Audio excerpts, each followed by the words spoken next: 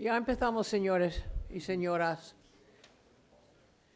Hi, I'm Wendy Luers. I'm co-founder of Beyond Conflict and chair of the advisory committee of Beyond Conflict, and it is my great honor and my great delight to introduce Tom Pickering, who has literally flown in for a few hours to be able to talk with all of you, with a man with vast experience. You have his bio, and he has been ambassador to Israel, the Russian Federation, India, El Salvador, Nigeria, Jordan, and the United Nations in New York, and then served as Undersecretary of State, which is the highest position, except for the Secretary of State, Undersecretary of State for Political Affairs.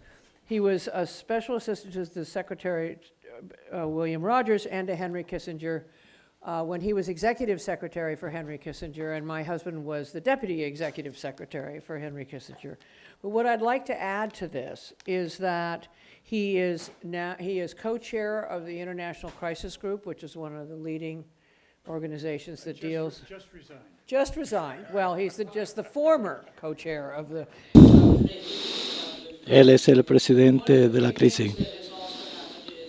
Y una de las cosas grandes que ha pasado, que son los Pickering Fellows en el Departamento de Estado, que son los mejores y más brillantes que han llegado al Departamento de Estado y han aprobado el examen del servicio extranjero y son fantásticos. Y Adam Levy, que trabaja con nosotros, fue un Pickering Fellow y estaba entusiasmadísimo por serlo. Y es parte de la ilustre trayectoria de él. Y junto con mi esposo y Frank Wisney y una serie de otras personas que estuvieron en el proyecto de Irán, que ha publicado su cuarto informe acerca de Irán. Y él ha sido miembro del panel MGASI, Cambio sus pecados, con Edward Mullen. Así se dice, hermano, Tom se tiene que ir exactamente a las 3 porque tiene que ir a un avión y volver a Washington, D.C. Él va a hablar y va a recibir preguntas y respuestas. Con preguntas y él va a dar la respuesta. Así que, Tom.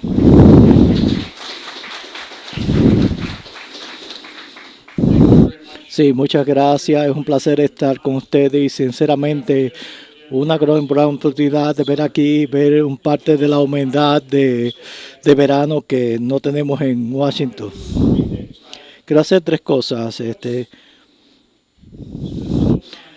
Pasé un tiempo aprendiendo y hablando. No sé si se lo enganché.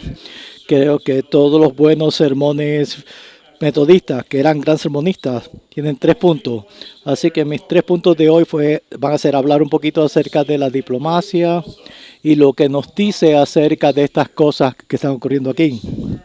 Por lo menos en cuanto a los mejores practicantes de ese arte. Así que ciertas historias en cuanto a cómo he visto que ha resultado eso de cuando en cuando. Y entonces quizás unas cuantas conclusiones que puedo dejar con ustedes, especialmente acerca de que, si no del diálogo de negociaciones, pero yo creo que el diálogo y las negociaciones son suficientemente vecinas, aunque podernos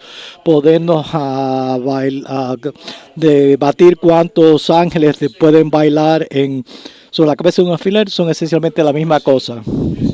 La diplomacia ha tenido sus subidas y sus bajadas en este país y recientemente ha estado bajo una nube sin razón alguna, fuera de que no da resultados muy rápidos, no es algo muy seguro. Desde los años 20, los practicantes de la diplomacia han aparecido en las películas de Hollywood como graduados de las universidades del este de los Estados Unidos y se van a tomar en cócteles, en party de cócteles, no hacen nada. Y esto le ha dado un mal nombre a la diplomacia. Y está regresando en gran medida porque tenemos un experimento interesante en el que tratamos de que la guerra sustituyera a la democracia. Y hubo gente que vieron creyó que la guerra iba a dar una resolución fácil, pero la guerra no es una manera de resolver los problemas diplomáticos. Así que les voy a ver una historia. Vuelvan a hablar de en el medio de la Guerra Fría, en los 50, cuando los niños se escondían debajo de los pupitres y que teníamos alarmas de bombardeo y se creía que, de hecho, las armas nucleares estaban al doblar de la esquina.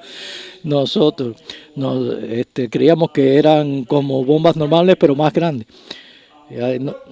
Pero lo que nos faltó durante ese tiempo con la Unión Soviética fue el sentido de que cada uno de nosotros muchas veces podíamos destruir al otro muchas veces una y otra vez, quizá el mundo al mismo tiempo. Y esto era tan cataclísmico que empezó a crear presión, el tipo de presión que nos unificó. Y en 10 o 15 años no eran tanto los generales como los diplomáticos que se pasaban tiempo juntos para averiguar cómo podíamos hacer las cosas para que esa confrontación nuclear fuera más estable. Redujimos el número de armas de cada lado y el número de vehículos de entrega. Y entonces negociamos una línea caliente entre nosotros para no esperar que la telefonista nos conectara y así podíamos enviarnos mensajes de uno al otro rápidamente, cada uno en su propia lengua. Y empezamos a hablar de cosas como inspecciones y asegurarnos de que cada parte estaba siguiendo las reglas. Y todo esto se organizó a lo largo de cierto tiempo y fue muy interesante, que fue muy poco en cuanto a diferencias partidarias en los Estados Unidos o incluso en la Unión, que no hay diferencias partidarias sino individuales. Y hubo cierta oposición a ello, pero por lo general dio resultado y fue un triunfo, porque si no hubiera dado resultado, las posibilidades fueron mucho peores y quizás no estaríamos aquí vivos. Por supuesto, Cuba, que es un país que todos examinamos como que era muy importante para nosotros, fue el lugar con el mayor estímulo. ¿Qué pasó? Para hacer este tipo de cosas, que la diplomacia. Y no fue mínimo en lo más pero nos enseñó lecciones en cuanto a cómo conducirnos, cómo darnos señales unos a otros y cómo encontrar maneras para configurar nuestras fuerzas de una manera más estable. Pero más importante, usar las negociaciones, pero son mucho más importantes como herramientas diplomáticas para que dieran resultados. Así que nos concentramos en algunas de estas cosas. Y podemos decir mucho acerca de la diplomacia y de las negociaciones. Y en la esfera gubernamental son extensión del tipo de cosas que estamos hablando aquí. Y de muchas maneras nos pueden traer cierta serie de lecciones muy importantes y útiles. Comenzando un proceso de comunicación entre países que no se están comunicando es algo muy significativo.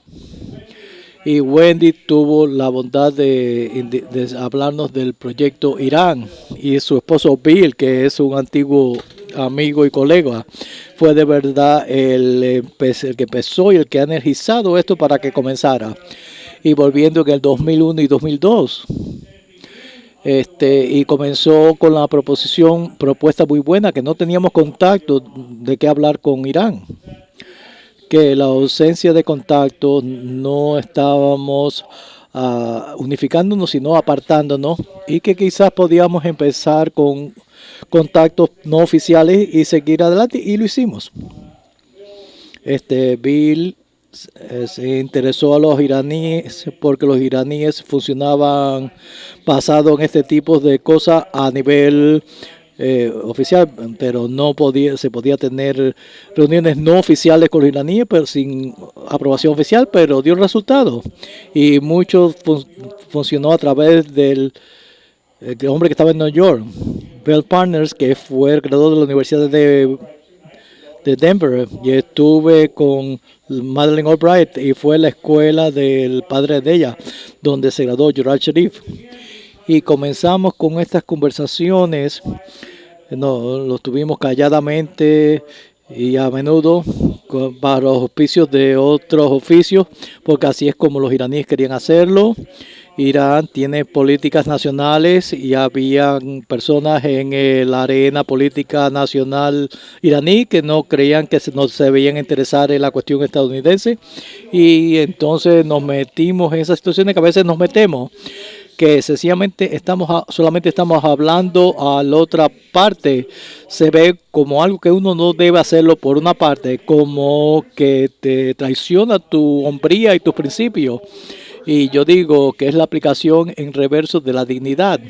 Y en muchas maneras a encontrar maneras de derrumbar eso. Y no puede ser, que mi punto de vista, un diplomático exitoso y creer que esa constante separación y de luchar desde el patio es la manera que uno va a lograr el progreso. Y creo que es importante, hay que hablar con las personas de las cuales usted está apartado si usted va a salvar esa brecha. Y eso fue lo que hicimos y seguimos luchando al respecto. Y una cosa que hicimos con los iraníes, que creamos un documento que fue como el comité de Shanghái que Henry Kissinger y Richard Nixon crearon con los chinos.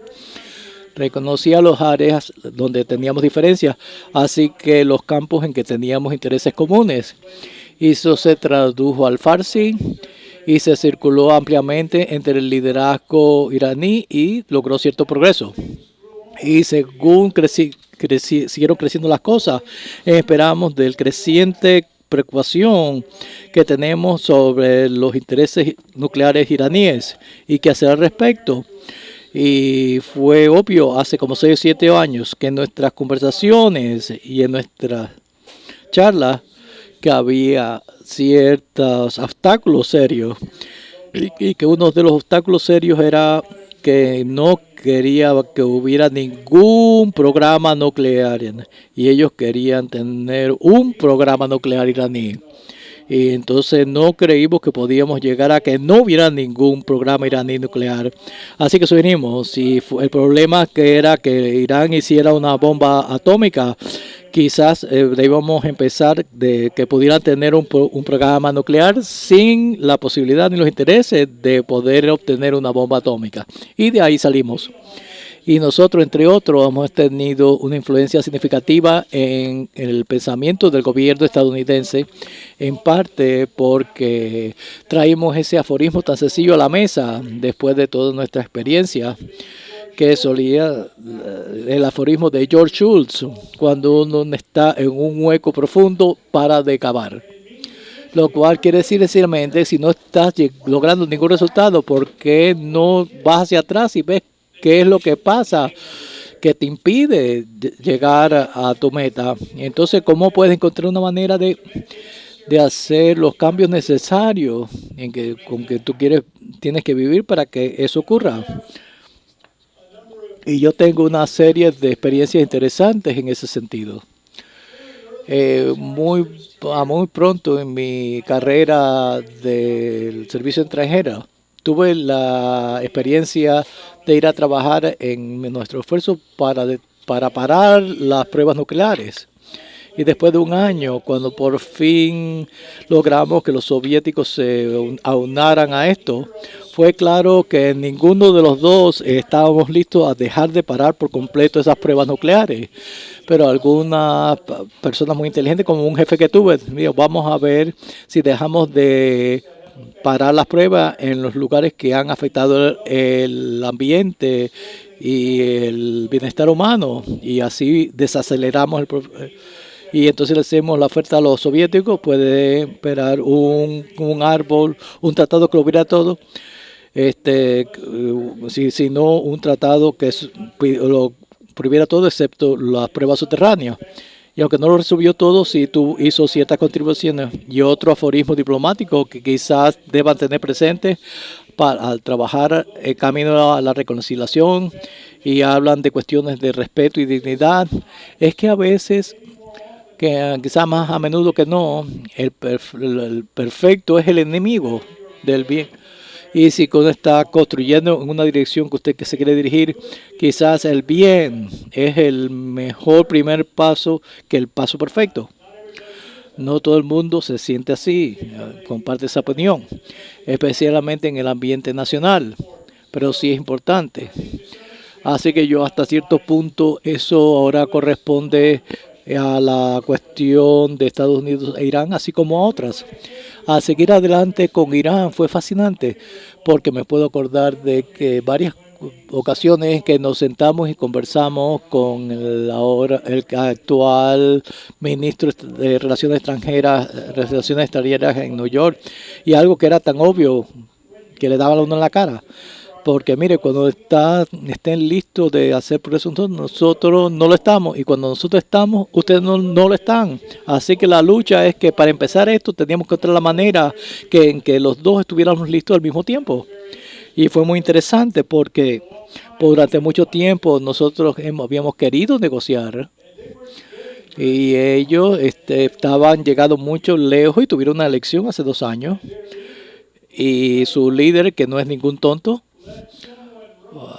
dejó que alguien se postulara que estaba familiar con los asuntos nucleares, pero que también estaba muy comprometido en su punto de vista y su campaña a abrir de nuevo el mundo internacional a Irán. Y por supuesto, Irán estaba sufriendo bajo las sanciones, agravadas en parte por su propio fracaso en administrar su economía muy bien. Y las elecciones salió este hombre y el señor Rouhani, que es el líder político del gobierno de Irán, y él ha puesto mucho sobre la mesa para tratar de que estas negociaciones lleguen a una conclusión. Y yo creo que eso es interesante. Y una de las cosas que creo que es importante al comenzar, y luchamos durante años para poder comenzar con los iraníes, y utilizamos casi todo lo que se nos podía ocurrir, que el presidente le escribiera cartas, que importantes estadounidenses dieran discursos, y la reacción fue a menudo que es que no estamos listos, así que no estábamos llegando a ninguna parte. Cuando nos dimos cuenta que estamos acercándonos a estar listos, nos resultó claro y alentamos a nuestros amigos en el gobierno, y también era claro para ellos que necesitaban ayuda. Y en el Oriente Medio hay una larga tradición que se llama la wasba, o el proceso, que es el intermediario. Es el amigo que confía en ambas partes, la persona que puede decir sin sentir un sentido de retribución y guardando con el espíritu de la dignidad y del respeto mutuo de ambas partes, que ahora ha llegado el momento que ustedes piensan a seguir adelante, y yo estoy aquí para ayudarlos a hacer eso, y yo puedo estar en contacto con la otra parte, y ustedes no tienen que hacerlo, ustedes no tienen que rebajarse a los ojos de la audiencia nacional con que quieren dar, pero ustedes pueden trabajar a través de mí de una manera útil. Y resultó muy claro que el sultanato de Omán, al final ahí de la península arábica, tenía una relación muy larga histórica con Irán. De hecho, yo le hice una visita allá a principios de los 70 y estaban celebrando una victoria militar de una invasión del Yemen con la ayuda con apoyo militar iraní del Shah, pero cuando se fue el Shah, los iraníes mantuvieron las puertas abiertas, y los iraníes han ayudado a lo largo de los años para asegurar la liberación de Estados Unidos y otros que estuvieron presos en Irán, y fue el sultán de Oman, y una buena carta del presidente de los Estados Unidos que abrió la puerta a conversaciones muy privadas, que comenzó más o menos en marzo del 2013, en la cual durante muchos años, por primera vez, los Estados Unidos y los iraníes tuvieron un diálogo sostenido y por primera vez tuvimos un diálogo sostenido sobre el asunto grande, pero bastante difícil de la cuestión nuclear. Y en las 12 o 13 reuniones condujeron a un acuerdo más amplio general en noviembre de 2013.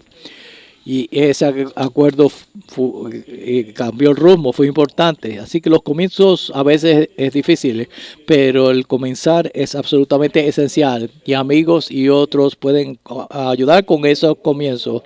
Pero el comenzar también tiene que comenzar con el trasfondo de tres cosas. La otra parte está más o menos estar listo para comenzar ellos mismos y usted está en una posición para fomentar que la otra parte, a veces haciendo cosas unilateralmente por tu propia parte, no como quid pro quo, que si tú haces esto yo hago lo otro, a veces un gesto. Tuvimos ping pong en China, eso fue un gesto chino, es decir, de decir que estamos listos, que queremos hacer esto. Pero fue un gesto que encajaba en China, pero no que encajó muy bien en los Estados Unidos. Tuvimos equipos de lucha libre dentro y fuera de Irán. Así que los deportes no es lo que exactamente es el camino a proseguir, pero ayudan. Así que de cierta manera son ejercicios para demostrar respeto mutuo. Nos vamos a reunir como iguales. Usted está dando la bienvenida a nuestro país. Sí. Y pueden hacer que ocurran esos gestos porque lo están anhelando. En los 80, para mi sorpresa, a mí me pidieron que fuera a El Salvador de embajador. Y durante ese tiempo, José Napoleón Duarte fue elegido presidente de El Salvador y tuvimos una muy buena relación y lo vi muy frecuentemente. Y una noche me llamó y me dijo, ¿usted puede venir por acá? Y yo dije que sí. Y hablamos un poco y me dijo, en 2 días voy a abrir una reunión con la guerrilla en el norte de El Salvador, como una manera para comenzar un proceso de encontrar una respuesta. Y yo dije, primero, tú tienes mis felicitaciones personales y en segundo lugar, yo haré todo lo que yo pueda para estar seguro que los estudiosos no les estorben el camino, porque eso era muy importante. Y no fue fácil, porque los Estados Unidos había estado polarizado con respecto a la América Central durante ya cierto tiempo, pero de hecho, en un plazo de 18 horas yo recibí un mensaje de vuelta y le dije, en lo que respecta a los Estados Unidos, usted tiene nuestras bendiciones, hágalo. Y tengo que decir que estoy un poquito desencantado porque en su biografía él no mencionó esto, pero está bien. Eso es también la democracia. Fue un ejemplo interesante de cómo las cosas se podían mover y podían comenzar y lo que se podía hacer. Entonces yo creo que de muchas maneras a lo largo del tiempo uno aprende mucho acerca de estas cosas, pero es algo fundamental. Creo que al moverse en estas direcciones, el practicar y hacer ciertas cosas que pueden ser de mucha ayuda. Dije, antes de ir al almuerzo, le dije al señor Seroy que el escuchar que era un aspecto muy importante. Una, porque connota la nota de respeto y también refuerza el asunto de la dignidad. Y tercero, empieza a invertir en el proceso. Y 4, significa que uno no está allí para ganarse un punto, para entrar un cierto de juego con el respeto de la otra persona, pero incluso más significativo, creo yo, es que tantos de nuestros problemas provienen de un fracaso en, primero, entender lo que está diciendo la otra parte. lo que dice el pueblo. Las personas con que usted tiene un problema, las personas con quien usted tiene que trabajar para que cierto proceso siga adelante. Así que creo que es muy importante escuchar y por supuesto no estoy practicando aquí, estoy excusado de ello, pero espero poderlo hacer en un minuto o dos. Pero yo salía de decir que como diplomático me pagan lo mismo por escuchar que por hablar. Y yo siempre pensé que la proporción era 2/3 de hablar y 2/3 de escuchar y 1/3 de hablar. La mayoría de los diplomáticos lo encuentran muy difícil, incluyendo mi persona, pero es algo que siempre hay que tener presente. Pero creo que hay algo más con respecto a escuchar.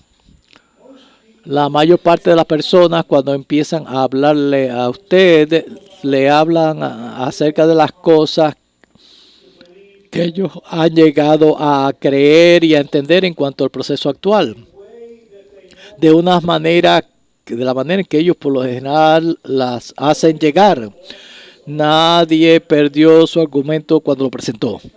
Y de hecho, siempre se solía decir que ningún embajador de los Estados Unidos perdió basado en los propios cables que enviaba a Washington. En los propios telegramas. Así que más allá de pensar de lo que se ha dicho, que es importante, es además tratar de entender lo que de verdad está en la mente de la persona que está opuesta a usted, que lo que los motiva y en qué dirección de verdad ellos se quieren dirigir. Porque una de las esencias de la reconciliación, y de hecho yo creo que conciliación, pero más en la reconciliación, es que si uno puede averiguar, darse cuenta, seguir adelante, las motivaciones e intereses que tiene la otra parte. Ya usted ha pasado el primer puente difícil, porque lo próximo es pensar acerca de la propia posición suya en los mismos términos. Entonces el próximo puerto, ¿cómo usted los puede unir para que dé resultado? Y ahí los desafíos son muy interesantes y ahí una serie de cosas pueden venir al rescate suyo. Muchos de los problemas con que he lidiado a lo largo de los años los ha ayudado con cierto conocimiento de la tecnología que está usándose en el proceso. Otras por la manera de la disposición de hacer cosas que representan el desafiar las primeras presunciones que usted le gusta acerca del problema.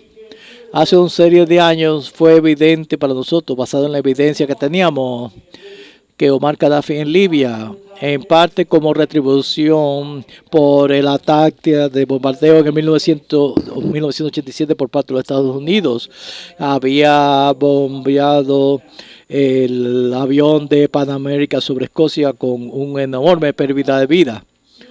Y teníamos suficiente información seria para poder señalar exactamente de dónde había provenido la bomba y cuándo se había puesto en el avión y quién había participado. Y número 2, se identificó funcionarios de la inteligencia libia que habían realizado la operación. Y muy interesante, Gaddafi entonces se puso nervioso acerca de su aislamiento e incluso de su vulnerabilidad y de que él no estaba logrando progreso alguno. Y entonces habló de sacrificar, de darle a estos funcionarios de la inteligencia era justo. Para él un juicio justo era que fuera en Libia y no confiábamos nosotros pero identificamos a Escocia como el lugar del delito y donde tenía que tornar el juicio.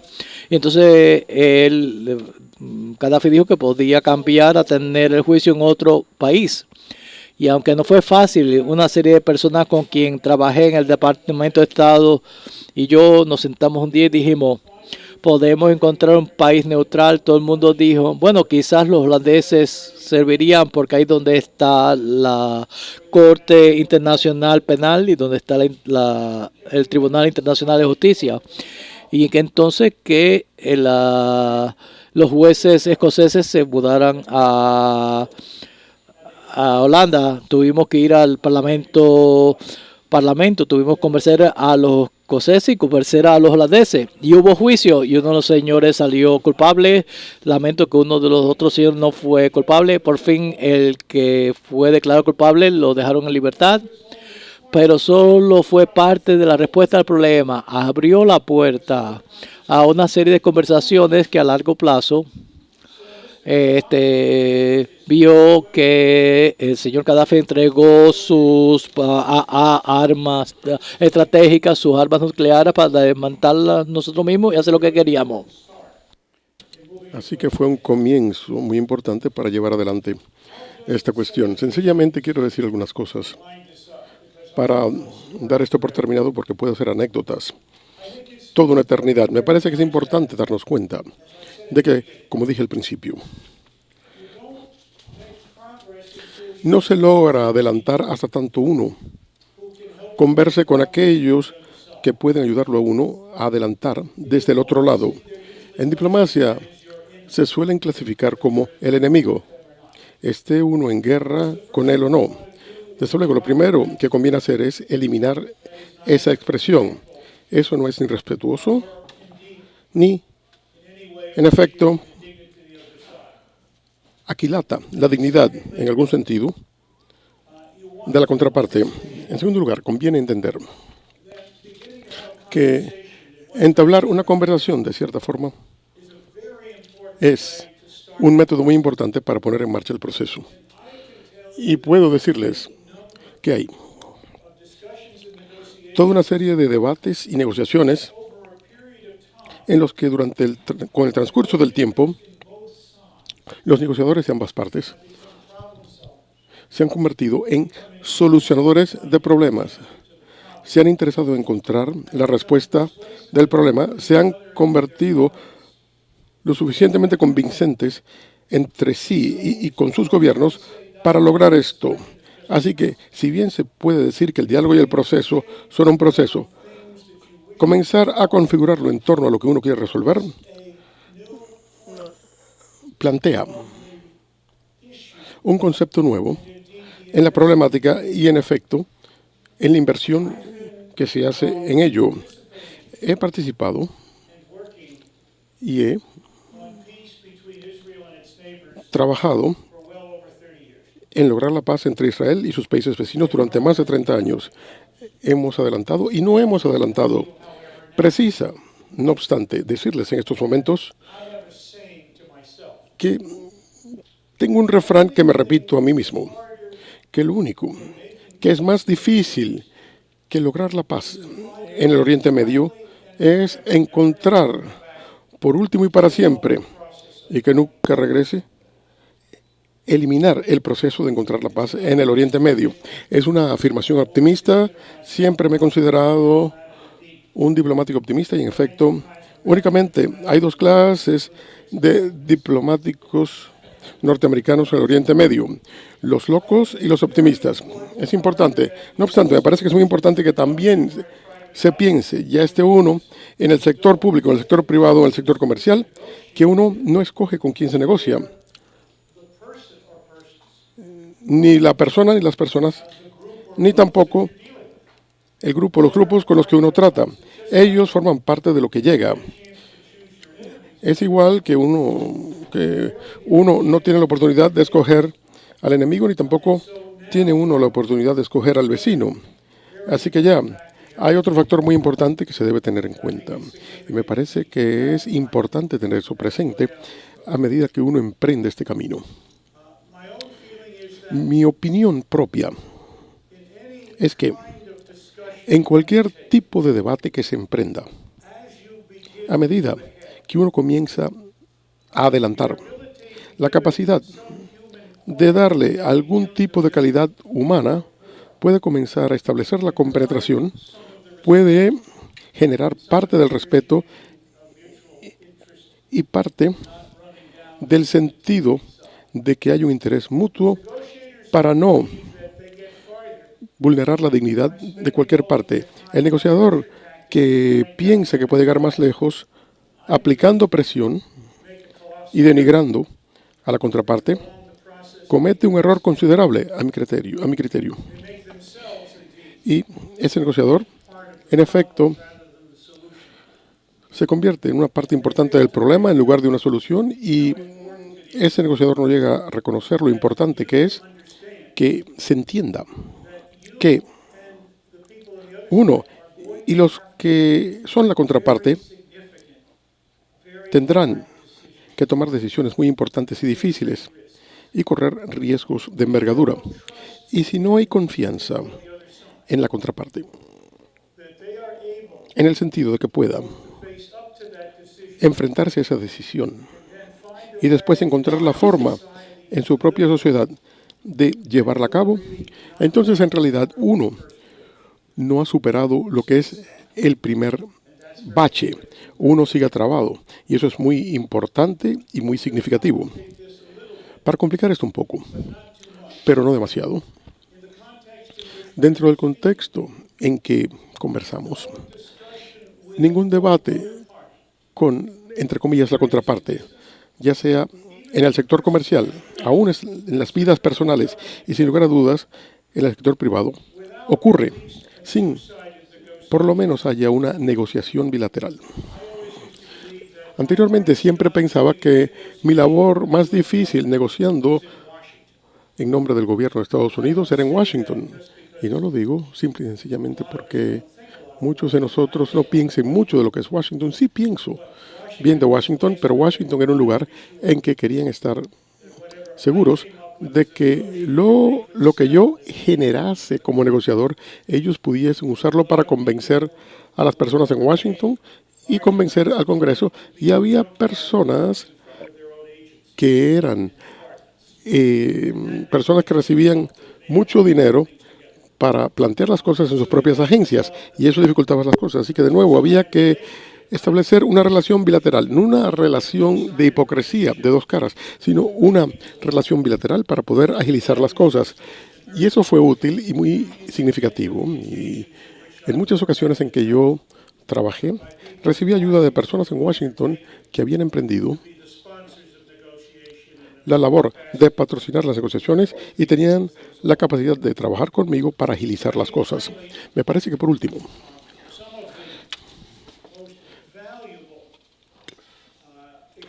algunas de las experiencias más valiosas que he tenido han sido en esas ocasiones poco comunes en que el negociador de la contraparte y uno establecen una relación tan diáfana que uno puede sentarse con el otro muy privadamente y decir, no estamos llegando a ninguna parte por tales motivos. Y esto es lo que yo puedo hacer. ¿Qué puedes hacer tú? Y escuchar lo que puede hacer la contraparte. Uno nunca espera el 200%, pero uno espera algo bastante parecido a lo que uno pudiese dar, lo que es muy importante. Entonces, cada cual tiene que decir, bien, sabemos las cosas en general. Si puedes hacer un poquito por aquí, yo puedo hacer algo más por acá. Y uno establece el camino y lleva adelante las cosas. Y curiosamente, eso fue lo que pasó con las reuniones bilaterales con Irán. Esa clase de dinámica comenzó a funcionar y fue algo muy importante para preparar el camino. En efecto, las negociaciones iraníes tuvieron su propio problema porque no eran solamente Estados Unidos e Irán. Había 5 países más. 4 otros miembros permanentes del Congreso, del Consejo de Seguridad, y Alemania. Y las cosas funcionaron tan bien que Estados Unidos e Irán se habían convertido en los autores de la solución. Y los otros estaban totalmente fuera, y sobre todo Francia había quedado atrás. Supongo que se puede decir, ojalá que no haya franceses aquí, me encanta Francia, pero Francia tal vez sea el que quedó más afuera y el que queda más afuera siempre es el que llora más si uno tiene niños de 2 años. Así que eso es parte del problema y evidentemente fue muy curioso que ese elemento dio resultado. Permítanme, si me lo permiten, dejar las cosas allí y tal vez ahora quisiera darles la palabra a ustedes para que hagan sus preguntas. Ojalá que haya sido útil en situar mi contexto, mi experiencia, que señala cómo funcionan las cosas entre los gobiernos. Se trata de diversas dimensiones, pero muchas de las mismas dificultades y muchas de las mismas oportunidades sí existen. Ya sea, en efecto, reunir a los norteamericanos para que traten cierto tema en una reunión del Cabildo o encontrar la solución de un problema internacional. Todo lo que hemos mencionado acá desempeña de una forma u otra un papel importante. Así que gracias por la atención prestada y gracias por el privilegio de acompañarlos.